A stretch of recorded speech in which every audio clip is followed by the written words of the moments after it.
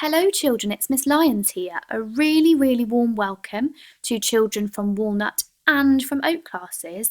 We're going to be looking at our writing challenges for this week, starting with Tuesday the 19th of January 2021.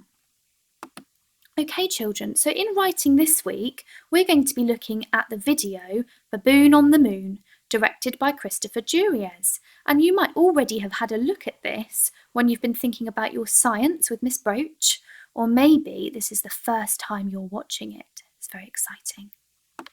Okay children, I'd like you to pause the video here and go and watch the film now, okay? You might like to turn the lights off like we do in school so that you feel like you're at the cinema. And when you're watching the video, have a really close look. Who do we meet? Which characters do we meet? How do they feel in the video? And what happens in the video? Have a think and I'll see you in a moment. Okay children, so I really hope you enjoyed that video just as much as I do. It's a really lovely one. Okay, we're going to have a little think now about these pictures that I have pulled from the video. There are 3 different pictures, and who can you see in these pictures? Yes, it's the baboon. It's the only character that we meet in the film. I'm wondering how the baboon is feeling, and how can we tell children? Pause the video and have a chat to the person next to you, maybe your grown-up or your sister or brother. How is the baboon feeling, and how can we tell? Okay children, so the first kind of word, adjective or feeling that sprang to my mind was this one here. Shall we read it? Sad. I can tell that he's feeling sad because he's looking at the ground in this one. We can see that his eyebrows here are quite low, aren't they? What about his mouth? Is there a smile on his face? No. And in this picture, if you look extra closely, you can see that he is crying. And we often do that when we're sad, don't we? Now, I think you would agree that the baboon is feeling sad, but I'm sure that you can think of some more exciting adjectives to describe this feeling. He's feeling sad. What else could we say? He's feeling lonely, perhaps. Or this one. Can you read that one? Maybe year 2 children. Dejected. That means really sad. So you might have thought of some different words, but I think we all agree that he's feeling quite sad. And now I'd like you to think about why he might be feeling this way. What has happened in the video, or what can you spot in the video that gives you a clue as to why he might be feeling this way? Again, pause the video and have a think.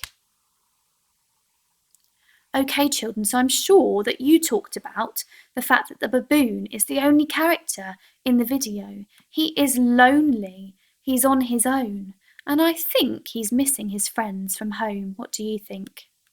Well done. So I've had a bright idea. Why don't we cheer him up? We're going to write a postcard to the baboon over the next few days to help him feel better. First of all, children, we need to have a think about what makes a good postcard. What is a postcard?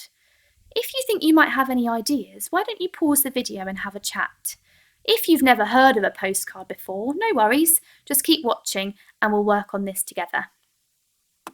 Okay, children, so a good postcard has the name and the address of the person that you're sending it to, because in real life, when we write postcards, we can send them and the postperson, the postman or the postwoman, will deliver them to the person we're writing to. It's a bit like a letter, but on one piece of card instead of lots of paper. A good postcard also has some writing on it, and in this case, some writing that will help cheer the baboon up. So we need to remember that we're thinking about cheering him up, lots of happy thoughts. A good postcard has a picture, and it's often on the back of the postcard. And a good postcard has space in the top right-hand corner for what we call a stamp, and that helps the postman or woman take it to the right place. Often if you don't have a stamp, it might not arrive very safely. So these 4 things are what we're going to be working on over the next few days. Let's have a look at this postcard here. I'll read it to you, and I wonder if you can spot some of those features that we talked about just now. It says, "Dear Tom, we are having lots of fun on holiday. Yesterday we went to the beach. I made a huge sandcastle and ate lots of ice cream. Today we went to a theme park. We went on lots of scary rides, but it was lots of fun. Tomorrow we're going to go on a boat trip. I hope we see dolphins." From Anna. And here it says Tom Hill, 123 High Street, Clifftop Town, HT13 40W. And this at the top right hand corner is a stamp. Can you spot some of the features we talked about just now? Pause the video if you can. Okay, children, so just very quickly, we can see the name and address of the person we are writing to.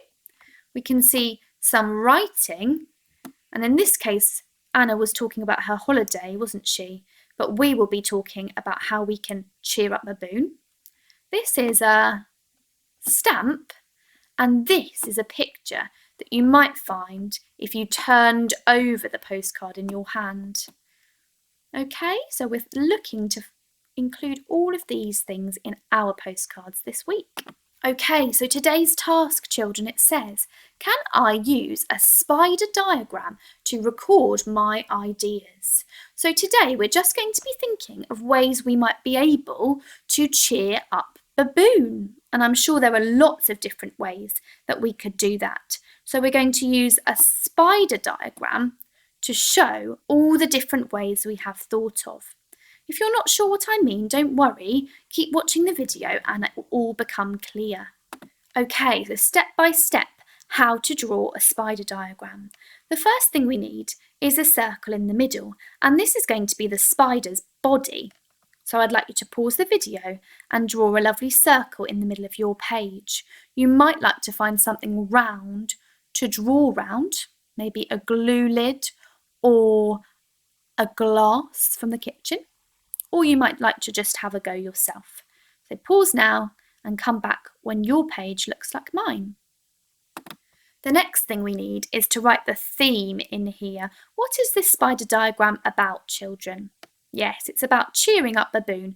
So I've written cheer up Baboon. Cheer up Baboon. You might like to write the same in yours, or think of a different way of writing the theme into your spider diagram. Pause now and catch up with me. Step 3, children, we want to draw some legs for our spiders. I've started with 4 legs, but I know in real life spiders have 8, don't they? So you might like to have 8 legs. If you've got one, try to use a ruler to keep your lines nice and straight. Why don't you do it now? Here's the fun part, children. You're going to add your ideas of how you might cheer up Baboon. So I'll start us off, shall I? Can you help read what I've written?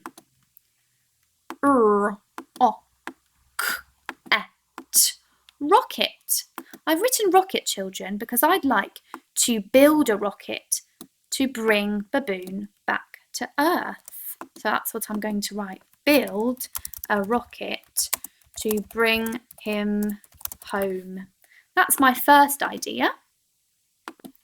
I'm going to think of one more. What else could cheer him up, I wonder? I've thought that he might like to have some jokes, so I've written tell him a joke. That might cheer him up as well. Okay, children, so the first thing you'll need to do is have a think about what might cheer the Baboon up, and then write your ideas around your spider diagram very neatly. Okay? Have a go. Take a picture and send to your teacher so that they can see.